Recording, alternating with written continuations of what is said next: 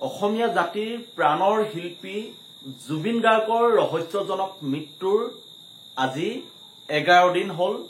11 দিন পৰ্যন্ত অভিযুক্ত কালপিত শ্যামকানু মহন্ত আৰু সিদ্ধাৰ্থ শৰ্মাহঁতক গ্ৰেপ্তাৰ কৰিব পৰা নাই। অসমীয়া ৰাইজে দাবী জনাইছে, জুবিন অনুৰাগীসকলে দাবী জনাইছে, আমি দাবী জনাইছো যে অভিযুক্ত শ্যামকানু মহন্ত আৰু সিদ্ধাৰ্থ শৰ্মাহঁতক গ্ৰেপ্তাৰ কৰক। গ্ৰেপ্তাৰ কৰি তদন্ত প্ৰক্ৰিয়া আৰম্ভ কৰক। সমগ্ৰ ঘটনা তদন্ত কৰিবৰ কাৰণে CIDক দিয়া হৈছে আৰু SIT গঠন কৰা হৈছে। SITয়ে তদন্ত প্ৰক্ৰিয়া কিমান দূৰলৈকে আগুৱাই নিছে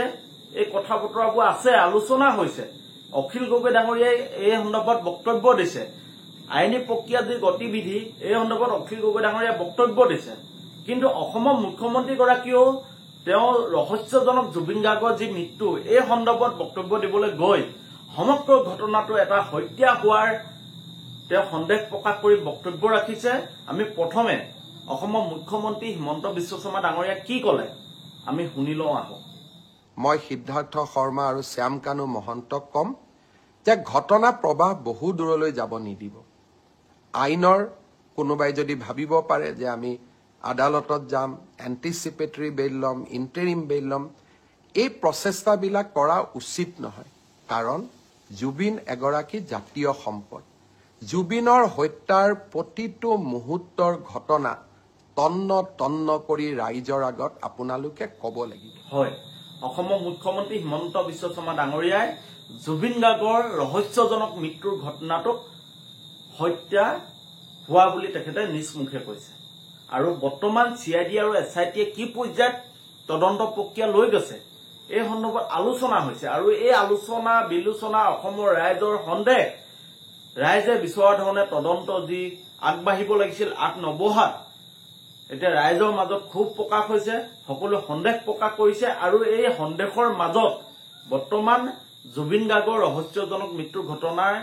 যি আইনৰ গতিবিধি এই সন্দৰ্ভত ৰাইজত দলৰ সভাপতি তথা বিধায়ক অখিল গগৈ ডাঙৰীয়াই তেওঁ নিজৰ বক্তব্য ৰাখিছে। নমস্কাৰ, মই আজি আপোনালোকক আমাৰ অসমীয়া জাতিৰ আটাইতকৈ জনপ্ৰিয় গায়ক, সংগীতজ্ঞ আৰু বৰ্তমান যুগৰ এটা কণ্ঠস্বৰ, আমাৰ সকলোৰে প্ৰিয় জুবিন গাৰ্গৰ মৃত্যু সম্পৰ্কীয় কেইটামান কথা পাতিবৰ কাৰণে এনেকৈ আগবাঢ়িছোঁ। মোৰ হাতত দুখন এই মুহূৰ্তত FIR আছে, FIR কপি। এখন FIR কপিত আছে যিখনৰ IO মৰমী দাস, এডিশ্যনেল SP আপোনাৰ CID গুৱাহাটী, আমাৰ গুৱাহাটীৰ CID, যিটো গোচৰ ৰাতুল বৰাই দিছিলে মৰিগাঁৱৰ পৰা, সেই গোচৰটোৰ PS case number CID PS case number 18/2025। এই কেছ নাম্বাৰটো এইটো হ'ল অৰিজিনেল মৰিগাঁৱত ৰাতুল বৰাই দিয়া কেছটোৰ ওপৰত ৰেজিষ্টাৰ হোৱা যিখন FIR, জুবিন গাৰ্গৰ মৃত্যুৰ বিষয়ত FIR খনৰ কপি। এই কপিখনক লৈ এতিয়া মই দুটামান মাত্ৰ কথা ক'ব খুজিছোঁ, কাৰণ কেছটো কোনফালে গৈছে আমি সকলোৱে বুজি লোৱা দৰকাৰ। প্ৰথম কথা যে এই গোচৰটোত যিটো গোচৰ দিছে তাত খুব সৰুকে তাৰ ঘটনাৰ বিৱৰণটো দিছে। তেনেই সৰুকে সেই বিৱৰণটো মই পাঠ কৰি দিব খোজা নাই, কিন্তু সেই বিৱৰণটোৰ পৰা যিকেইটা কেছ নাম্বাৰ আহিছে, মানে কি কয় আপোনাৰ ছেকশ্যন আহিছে, ভাৰতীয় ন্যায় সংহিতাৰ ছেকশ্যন নম্বৰ 61(2) এইটো এটা আহিছে, ছেকশ্যন 105 আৰু BNS ছেকশ্যন নম্বৰ 106(1)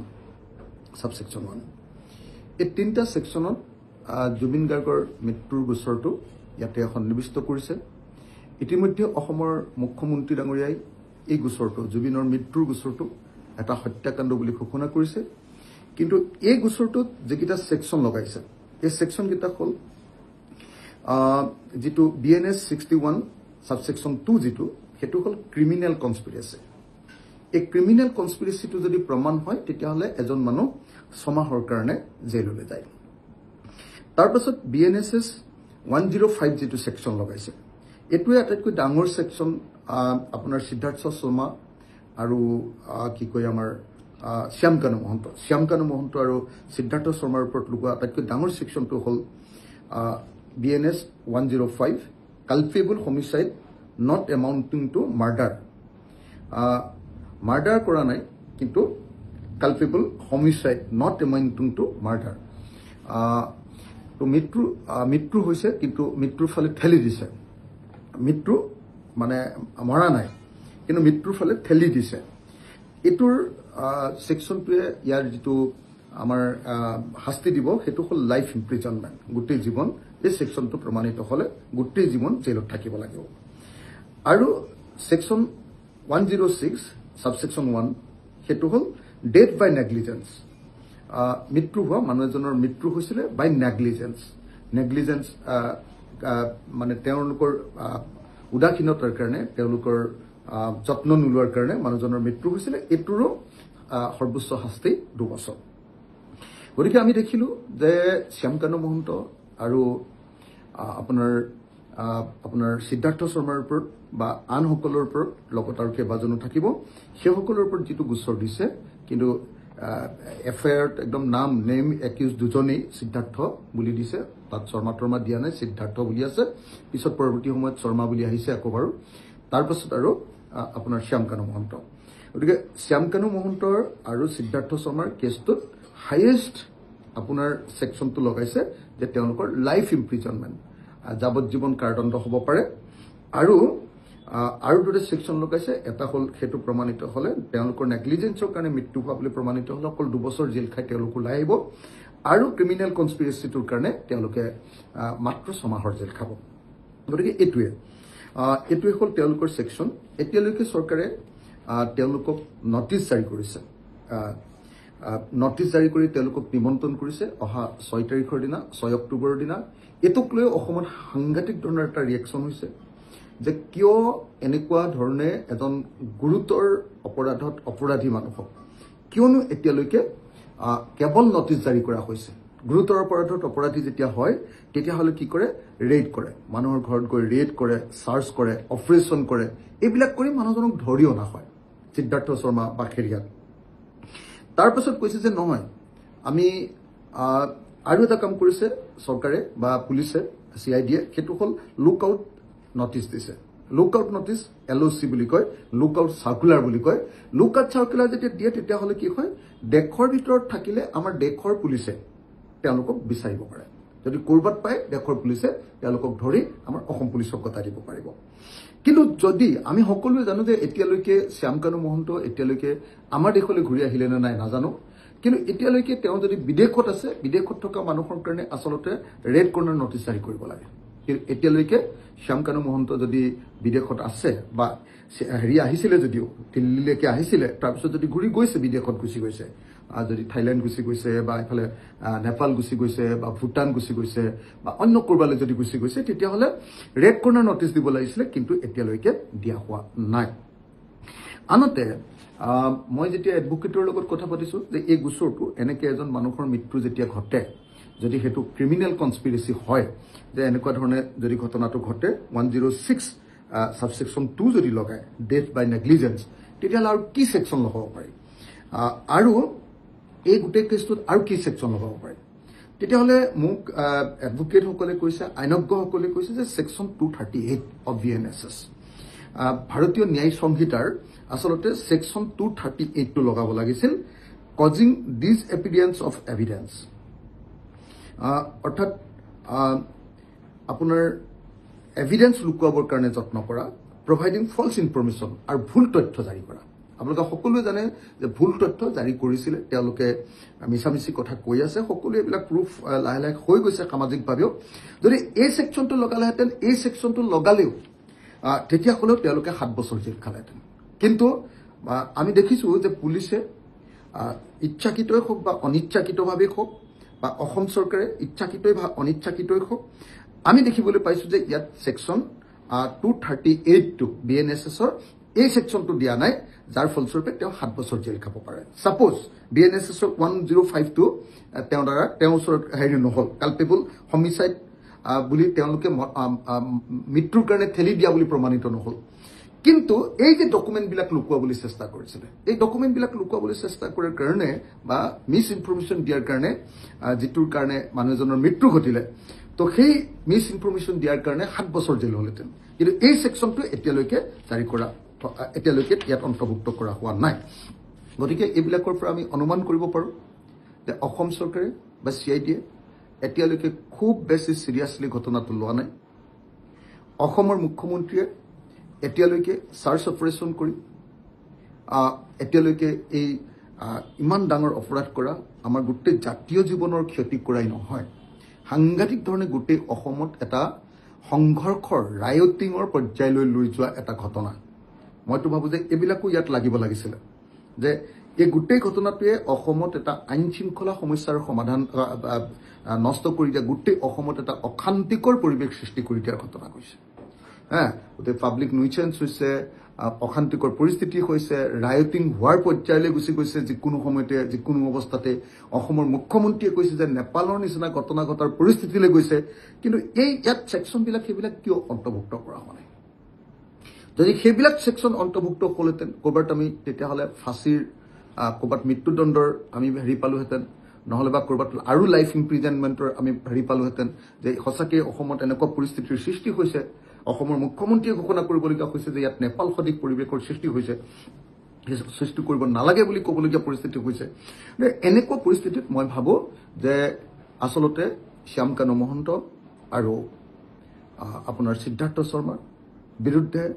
যিমান ডাঙৰ অভিযোগ উত্থাপন হৈছে যিমান ডাঙৰ অপৰাধ তেওঁলোকে কৰিছে যিমান ডাঙৰ তেওঁলোকে পৰিৱেশ সৃষ্টি কৰিছে অসমত অশান্তিকৰ পৰিস্থিতি সংঘৰ্ষময় পৰিস্থিতি ৰায়টিঙৰ পৰিস্থিতি কিন্তু তাৰ বিপৰীতে কিন্তু চৰকাৰে সেই ধৰণে এতিয়ালৈকে চিৰিয়াছ হোৱা নাই তাতকৈ ডাঙৰ কথা অসমৰ মুখ্যমন্ত্ৰীজনৰ যি বক্তব্য সেই বক্তব্যই প্ৰমাণিত কৰিছে যে তেওঁ আচলতে এই ঘটনাবিলাক চিৰিয়াছলি লোৱা নাই বহুতে কৈছে যে নহয় মুখ্যমন্ত্ৰীৰ পত্নীও সেই তালৈ গৈছিলে ছিংগাপুৰ গৈছিলে আৰু তাৰ এটা ফাংচন ফেশ্বন শ্ব' অসমৰ মুখ্যমন্ত্ৰীৰ পত্নীও তাত জড়িত আছিলে গতিকে মুখ্যমন্ত্ৰী ঢিলা কৰি দিছে বহুতে আকৌ কৈছে যে নহয় আৰু এটা ঘাইনি আছে যে এই যে টকা পইচাবিলাক পাইছে এই যে আপোনাৰ শ্যাম কানু মহন্তৰ যে যিটো উত্থান এই উত্থানৰ গোটেই ঘটনাৰ আঁৰত আছে বিজেপি চৰকাৰ প্ৰথম সৰ্বানন্দ সোণোৱালৰ দিনত উত্থান হ'ল তাৰপিছত হিমন্ত বিশ্ব শৰ্মাৰ দিনত এটা সৰু লাংফাঙীয়া ফিগাৰ এটা ডাঙৰ চাইজেবল ফিগাৰ পৰিণত হৈ গৈছে টকা পইচাৰ পিনৰ পৰা কাম কাজৰ পিনৰ পৰা গতিকে এই যে বিজেপি চৰকাৰৰ লগত এটা সাংঘাতিক ধৰণৰ সম্পৰ্ক আছে শ্যাম কানু মহন্তৰ আনফালে আকৌ এইটো বস্তু ইতিমধ্যে আহি গৈছে যে নহয় সিদ্ধাৰ্থ শৰ্মা আকৌ আপোনাৰ বিজেপিৰ দলৰে সদস্য আছিলে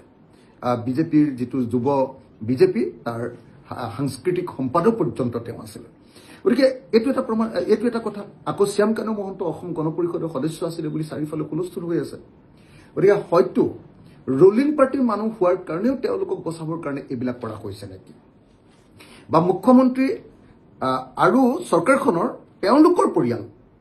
আগৰ DGP ভাস্কৰজ্যোতি মহন্ত শ্যাম কানুৰ ককায়েক আপোনাৰ আমাৰ গুৱাহাটী বিশ্ববিদ্যালয়ৰ সন্মানীয় উপাচাৰ্য ননীগোপাল আমাৰ মহন্ত ডাঙৰীয়া ননীগোপাল মহন্ত ডাঙৰীয়া হিমন্ত বিশ্ব শৰ্মাই হেৰি দিছে VC দিছে গতিকে এই গোটেইবিলাক পৰিয়ালটোৰ লগত থকা তেওঁলোকৰ এটা সাংঘাতিক সম্পৰ্ক আৰু হিমন্ত বিশ্ব শৰ্মাৰ উত্থানৰ লগত RSSৰ লগত হিমন্ত বিশ্ব শৰ্মাৰ সম্পৰ্কৰ লগত এই গোটেইবিলাক ঘটনাৰ এটা ডাঙৰ সম্পৰ্ক আছে বুলি কোৱাৰ কাৰণে সম্পৰ্ক ব্যাপক প্ৰচাৰ চলিছে এতিয়া গতিকে এই বিষয়বিলাকৰ মানে চৰ্চালৈ আহে নেকি এই বিষয়ে সাংঘাতিক ধৰণৰ এটা হুলস্থুল লাগিছে তদুপৰি এটা বস্তু আটাইতকৈ ডাঙৰ কথা হৈছে যে অসমৰ সব মানুহে কৈ আছে যে এই বিষয়টো কোনো পৰ্যায়ত ষ্টেট গভৰ্ণমেণ্টৰ পুলিচে ইয়াক এনকুৱাৰী কৰিব নোৱাৰে এতিয়া আন্তঃৰাষ্ট্ৰীয় বিষয় ছিংগাপুৰত গৈ আপোনাৰ হেৰি কৰিব লাগিব সিম্পল আপুনি এটা কথা চাওক যে ছিংগাপুৰত যে জুবিন গাৰ্গে য'ত সাঁতুৰিলে সেইটোক কয় ফ্ৰী ডাইভ বা ফ্ৰী ডাইভিং DIVING ডাইভিং তো ফ্ৰী ডাইভিঙত কি কৰে মানুহ এজনে এনেকে জাপ মাৰি সাগৰত পৰি বা পানীত পৰি এনেকে সাঁতুৰি যায় তো এই কাৰবাৰটো কৰিবৰ কাৰণে এখন ফৰ্ম ফিল আপ কৰিব লাগে আৰু ফৰ্মখন ফিল আপ কৰিবৰ কাৰণে যিজন মানুহৰ আপোনাৰ আমাৰ মিগি বেমাৰ থাকে সেই মানুহজনে সেই ফৰ্মখন যদি ফিল আপ কৰি দিয়ে তেতিয়াহ'লে ডাক্তৰৰ পৰা চাৰ্টিফিকেট আনিলেহে তেওঁ তাত সাঁতুৰিব পাৰিব নহ'লে এইটো অপৰাধ, সেইটো কৰিবই নোৱাৰে। দ্বিতীয়তে আমি সকলোৱে জানো যে যদি কোনোবা এজন মানুহৰ যদি এনেকুৱা ধৰণৰ চিজাৰ হৈছিলে, আগতে চিজাৰ হৈছিলে, সেই ফৰ্মখনত লিখা থাকে যে চিজাৰ হোৱা মানুহে কেতিয়াও এনেকৈ ফ্ৰী ডাইভ কৰিব নোৱাৰে। আৰু ফ্ৰী ডাইভ যদি কৰিবলৈ হয়, জুবিন গাৰ্গে যিটো সাঁতোৰ দিছিলে সেই হেৰিটো কৰিবলৈ হ'লে যদি কেতিয়াবা চিজাৰ হৈছে তেতিয়াহ'লে তেওঁ আপোনাৰ ডাক্তৰৰ পৰা চাৰ্টিফিকেট আনিব লাগে। তো এইবিলাক নকৰাকে মেনিপুলেট কৰি 2 নম্বৰী কৰি জুবিন গাৰ্গক পানীত সাঁতুৰিবলৈ দিয়া হৈছে। সাঁতুৰিবলৈ দিয়াই নহয়, তেওঁক আকৌ আপোনাৰ কি কয় হেৰি নোহোৱাকে, এইটো লাইফ জেকেট নোহোৱাকে তেওঁক সাঁতুৰিবলৈ দিয়া হৈছে। তেওঁক মদ খাবলৈ দি তাৰপিছত সাঁতুৰিবলৈ দিয়া হৈছে। এই গোটেইবিলাক ঘটনাত তেওঁলোক জড়িত হৈ আছে। এই গোটেই কথাবিলাক লুকুৱাবৰ কাৰণে, সেই ঘটনাবিলাক তদন্ত কৰিবৰ কাৰণে আজি অসম পুলিচে গৈ ছিংগাপুৰত গৈ সেই যিটো কোম্পানীয়ে বা যিটো অনুষ্ঠানে এই যে ফ্ৰী ডাইভিং কৰাইছে, সেই ফ্ৰী ডাইভিং কৰা কোম্পানীটো কুৱেশ্যন কৰিব পাৰিবনে?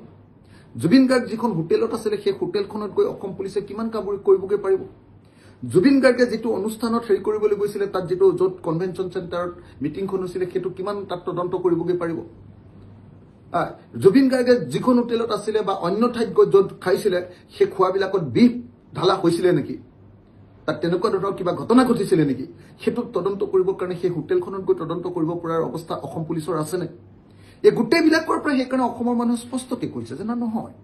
এই তদন্ত হ'ব লাগিব নিশ্চিতভাৱে CBIৰ জৰিয়তে।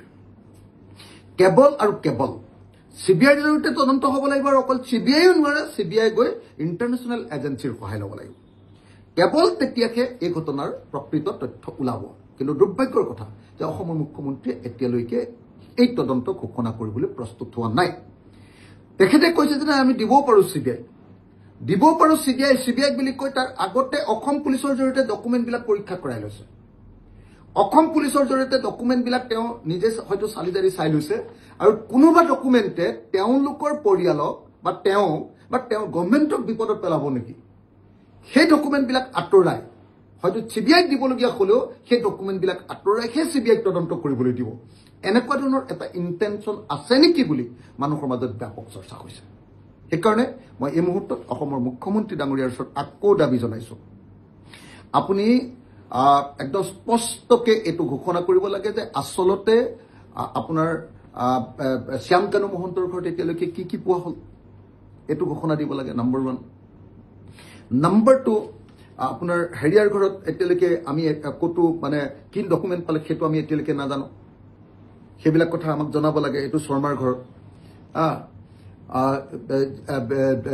জুবিন গাৰ্গৰ মেনেজাৰৰ ঘৰত কি ডকুমেণ্ট পালে সেইটো আমাক জনাব লাগে।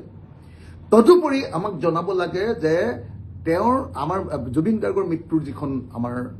কি কয় দুখন ইতিমধ্যে মৰণোত্তৰ পৰীক্ষা, এখন হ'ল ছিংগাপুৰত। চবেই কৈ আছিলে, আমি গৌৰৱ গগৈকো কোৱা শুনিছিলোঁ যে ছিংগাপুৰত সাংঘাতিক ধৰণৰ হেৰি হয়, ভাল হয় হেৰিটো। ইমান যদি পানী নহৰকা তেওঁলোকৰ পষ্টমৰ্টম ৰিপৰ্টে হয়, যদি ইমান পানী নহৰকা এনকুৱাৰীয়ে হয়, এটা মানুহ মৰিলে সেই বস্তুবিলাকৰ এনকুৱাৰী নকৰাকৈ মানুহকেইটাক এৰি দিলে কিয় ছিংগাপুৰ পুলিচে? কিয় এৰি দিলে? যে ছিংগাপুৰ পুলিচ যদি ইমানেই সাংঘাতিক ধৰণৰ বস্তু, গৌৰৱ গগৈও কয়, তৰুণ কি কয় আমাৰ হিমন্ত বিশ্ব শৰ্মাই কয় যে নাই ছিংগাপুৰ পুলিচৰ একদম মানে কি কয় এইটো আপোনাৰ মৰণোত্তৰ পৰীক্ষা সাংঘাতিক ধৰণৰ ভাল। এতিয়া ছিংগাপুৰৰ নহয়, গুৱাহাটী মেডিকেল কলেজত যিটো আপোনাৰ পষ্টমৰ্টেম হ'ল, মোকতো দোষাৰোপ কৰিছিলে অসমৰ মুখ্যমন্ত্ৰীয়ে। সেই পষ্টমৰ্টেমৰ ৰিপৰ্টটো তেওঁ ৰাজহুৱা নকৰে কিয়? এতিয়া কিয় কৈছে যে কোৰ্টত সেই পষ্টমৰ্টেম ৰিপৰ্ট পাব? গতিকে এই গোটেই কথাবিলাকে প্ৰমাণিত কৰিছে যে অসমৰ মুখ্যমন্ত্ৰী ডাঙৰীয়াই আচলতে এই গোচৰটো লাহে লাহে যোৱাটো বিচাৰিছে, গোচৰটো পিছুৱাব খুজিছে, গোচৰটোৰ পৰা আঁতৰিব খুজিছে, গোচৰটোৰ প্ৰকৃত ন্যায় নিদিব বুলি অসমৰ মানুহে অনুমান কৰিছে। আৰু এই যে 6 অক্টোবৰলৈকে যে সময় দিলে, এই ঘটনাটো কি?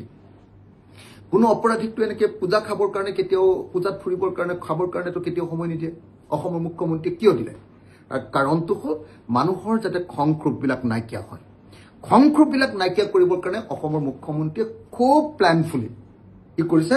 পূজাৰ সময়খিনি মানুহক উৎসাহ উদ্দীপনা যোগাই দি দিছে যে তোমালোক পুৰা ঘূৰি লোৱা, তেতিয়া পাহৰি যাবা জুবিন গাৰ্গৰ কথা। আৰু তেতিয়া সেইকাৰণে 6 অক্টোবৰলৈ পঠিয়াই দিছে। তদুপৰি এই পাহৰাবৰ কাৰণে আৰু বহুত কাম কৰিছে। জুবিন গাৰ্গৰ আপোনাৰ কি কয় শ্ৰাদ্ধ, ৰাজহুৱা শ্ৰাদ্ধ অনুষ্ঠান। আৰে ভাই, কোন মানুহ আপোনালোকে নিজে কওক যে যুৱ বয়সত মৃত্যু হোৱা কোন মানুহৰ শ্ৰাদ্ধ কোন মানুহে খাই কওক? যি সময়ত আমাৰ তদন্ত লাগে সেই সময়ত আমাৰ শ্ৰাদ্ধৰ পিনে নিব খোজা হৈছে। তদুপৰি এই সময়খিনি পাহৰাবৰ কাৰণে আপোনালোকে নিশ্চয় দেখিছে যে অসমৰ মুখ্যমন্ত্ৰীয়ে কিবা কিবি এই পৰীক্ষাবিলাকৰ ৰিজাল্ট দিয়াৰ কামটো আৰম্ভ কৰি দিছে যাতে অসমৰ মানুহে জুবিন গাৰ্গৰ মৃত্যুৰ কথাটো পাহৰি যায় ঘটনাটো পাহৰি যায় যেনেকৈ পৰাগ দাসৰ মৃত্যুৰ ঘটনাটো কেইদিনমানৰ পাছত পাহৰিলে যেনেকৈ ভূপেন হাজৰিকাৰ কথাটো লাহে লাহে কমি গ'ল গতিকে এই গোটেই ঘটনাটো অথচ অসমৰ মুখ্যমন্ত্ৰীয়ে কৈছে যে নহয় এই মৃত্যু নহয় এই মৃত্যু হত্যাকাণ্ড সেইকাৰণে এই মুহূৰ্তত মই CBI তদন্ত ঘোষণা কৰিবৰ কাৰণে আৰু বিশেষভাৱে ছিংগাপুৰ আৰু গুৱাহাটী মেডিকেল কলেজত যি মৰণোত্তৰ পৰীক্ষা হ'ল সেইটো এটা ৰাজহুৱা কৰিবৰ কাৰণে আৰু অসমৰ মুখ্যমন্ত্ৰীক যি FIR হৈছে আৰু FIR হোৱাৰ পাছত শ্যামকানু মহন্ত আৰু ইটু শৰ্মা কি নাম আছিলে